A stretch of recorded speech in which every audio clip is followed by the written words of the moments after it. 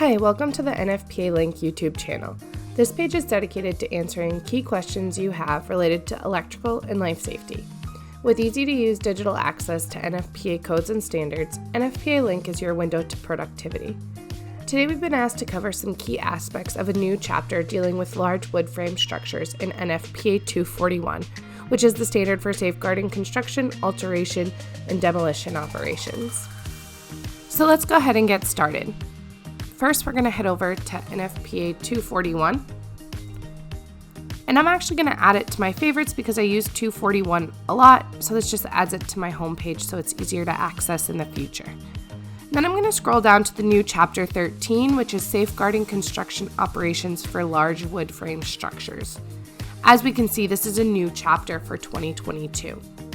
And this chapter really came about because over the last 5 to 10 years, we've seen a number of fires in these large wood frame structures.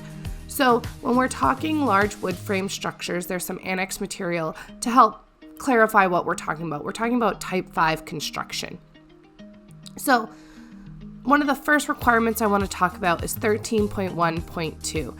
And this is going to determine what types of buildings need to comply with Chapter 13.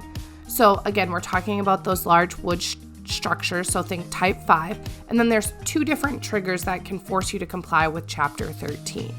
The first is going to be for buildings that are 3 stories or less in height and that are more than 150,000 square feet in aggregate total floor area. So that means we're adding the floor area of all the floors within that building, and if it's more than 150,000 square feet, and we're less than 3 stories in height, that's our first trigger to have to comply with Chapter 13.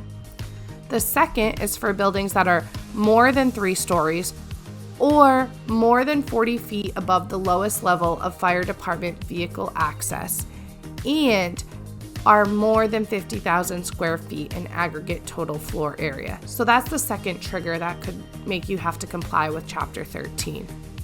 And I'm just going to highlight a few of the requirements within Chapter 13. So the first thing I want to talk about is under roofing operations. You'll see here that torch-applied roofing systems are prohibited in these types of structures. The next one I'm going to talk about is site security. So you see here that a trained guard service, is required at all times for these types of buildings while under construction.